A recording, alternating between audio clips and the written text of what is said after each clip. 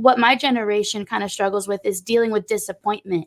Even I do sometimes some work with some schools, and the parents will throw a temper tantrum because their kid didn't get something that they didn't earn. Unbelievable. And they have to keep it so, oh, well, everybody gets this and everybody gets that. And I think that really right there really messes up a lot of kids. The trophy for everybody. You guys, That's ridiculous. Participating. Everybody has to be on the team. Everybody got a trophy. Even the losing team, the bottom team got trophies. Every single plate got trophies. So unrealistic. It's kind of like even in middle school now, they have A, B, C, and D teams for sports. Oh, yeah. Why? That's ridiculous. Yeah. That is absolutely ridiculous. You know, if your child is on the D squad, something 9 times out of 10, that baby is. You either need to take them and put them in private classes if you see a potential, but the school should not have, in my opinion, because you're setting up an unrealistic. When they get to high school, you have one team. You have one varsity team, one JV team, one freshman team. You make it or you don't. Or you don't. That's life. That's life. Sink or swim. And the survival of the fittest, all those, phrases. But we are setting our children up not to understand that. And so then you get this kind of fallout. And I think. And this is what happens in the workplace. So then we have us joining the workforce. Right.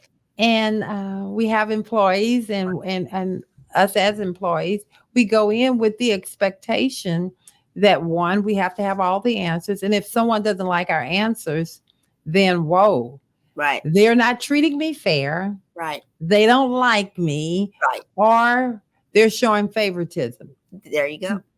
Why can't it just be that wasn't the right answer? Or it wasn't the time that we're going to take your suggestion? Exactly. I feel like that holds kids back even more, because if you're being told, oh, well, you're great at this one thing, you're holding them back from pursuing something that they could really excel in. If you're saying, oh, well, everybody gets a trophy because everyone's amazing, everyone's not amazing. Right. And maybe this isn't your strength. Right. And I think parents need to be honest with their kids. I mean, Doc, you're going to have to help me here. Okay. It's kind of like knowing that, when we ran track, I'll just use my sports. All right. Not everyone can make the track team because you're either fast enough, or you can throw the shot put, or you can triple jump or something. But if you weren't up to that caliber, you weren't going to be signed in to be on the track team. Sure. Same thing for cheerleading. Right. If your child is not fit, don't put your baby out there to be made a spectacle of, because what you're doing there is you're allowing people to tear down on that child's self-esteem. And that's something that they're going to have to deal with throughout their life.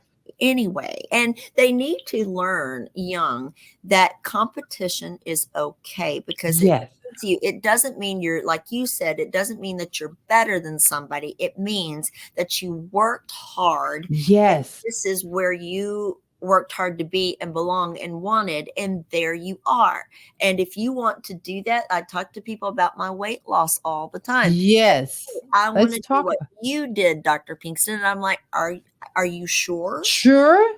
Are you sure? Are you ready to? It's a sacrifice. Are you ready? Huge. I have dealt with this weight loss for 7 years now. I'm getting vein procedures because I blew out all my veins in my legs. I had skin surgery to remove all the excess skin. I still have to deal with some of that. I mean, you don't know 7 years later what I'm having to deal with after the fallout of that. And I have to have a surgery next week because of something that occurred. Right. So I'm like, and the hard work. So given that, the consequences is one. But the other thing then is the hard work and the look in the mirror and the change of my life. And I can't have what I used to have, that divorce. I did. Are you sure? Are you sure? You're looking at this result now, right? And that goes back to acting as if you have to have all the right answers. Absolutely. Or you're just going along. It's kind of like there's a sacrifice behind everything that we do. Absolutely. A sacrifice and a consequence. But a great outcome also. Right.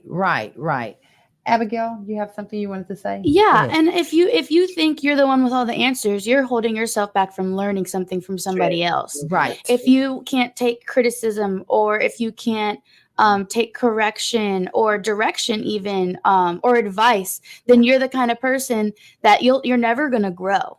Right. You're your own worst enemy at that point. And Well as said. growing professionally, just Mm. think about that, you know, and career conversation is really about us looking at who we are. Until you get to a place that you can really look at the good, the bad, and the ugly, Absolutely. and pull out the bad, Yeah.